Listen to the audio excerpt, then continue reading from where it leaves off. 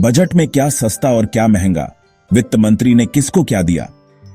वित्त मंत्री निर्मला सीतारमण ने शनिवार को लोकसभा में बजट पेश किया। इस बजट में मध्य वर्ग को बड़ी राहत दी गई है। भारतीय अर्थव्यवस्था में सुस्ती और विकास दर पर उठ रहे सवालों के बीच इस बजट में अलग अलग वर्ग को राहत देने की कोशिश दिखाई दे रही है। सबसे पहले बात करते हैं कि बजट में क्या सस्ता हुआ और क्या महंगा हुआ। सस्ता, एलसीडी और एलईडी पर लगने वाली 2.5% से ड्यूटी हटा ली गई है। इससे फोन, लैपटॉप, टैबलेट सस्ता हो जाएगा। लिथियम बैटरी पर छूट दी गई है।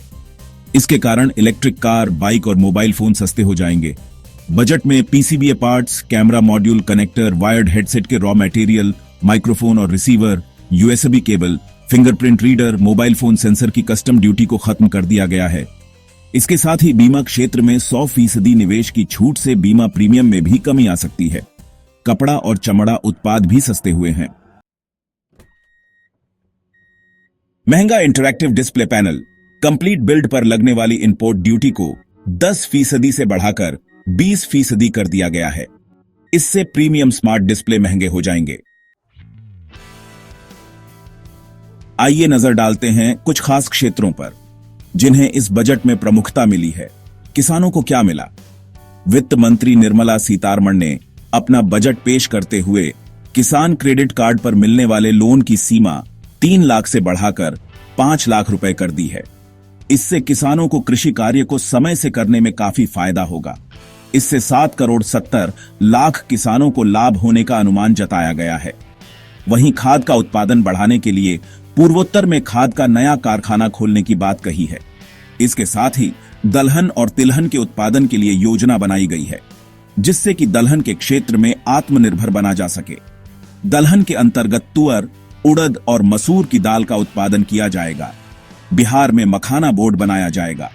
प्रधानमंत्री धन धान्य योजना में कम पैदावार, आधुनिक फसल गहनता और औसत से कम आरण मापदंडों वाले 100 जिले शामिल किया जाएगा।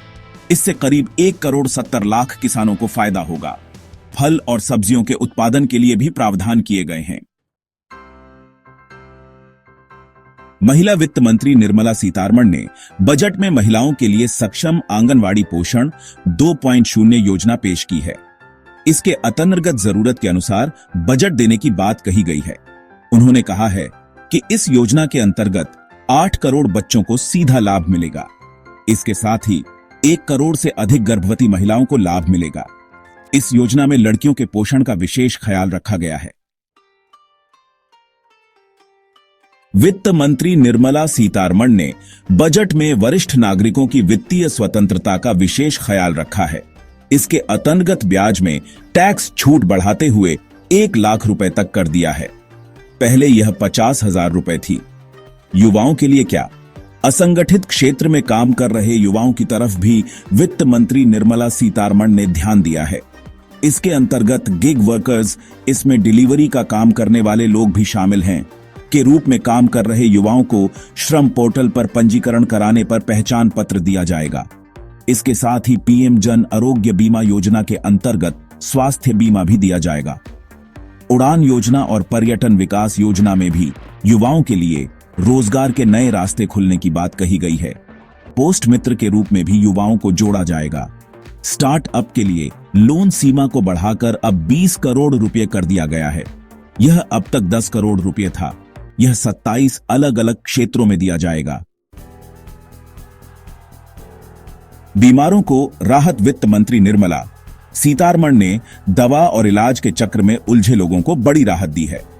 अब देश के हर जिला अस्पताल में कैंसर से निपटने के लिए डे केयर सेंटर स्थापित किया जाएगा। इसके साथ ही 36 कैंसर और जीवन रक्षक दवाओं को कर मुक्त कर दिया गया है। 6 दवाओं पर ड्यूटी घटाकर 5% कर दिया गया है। छात्र भी फोकस में 50,000 अटल टिंकर लैब की स्थापना की बात भी कही गई है। आईआईटी की क्षमता बढ़ोतरी करते हुए देश के 23 आईआईटी संस्थानों में सीटों की संख्या बढ़ाई जाएगी। 5 आईआईटी को बेहतर शिक्षा संवर्धन के लिए अलग से राशि दी जाएगी। आईआईटी और भारतीय विज्ञान संस्थान में पीएम रिसर्च फेलोशिप दी जाएगी। एआई की शिक्षा के लिए 500 करोड़ रुपए जारी किए गए हैं। मेडिकल की पढ़ाई के लिए 10,000 सीट की बढ़ोतरी की जाएगी। अगले 5 सालों में इसे 75,000 सीट तक बढ़ाया जाएगा।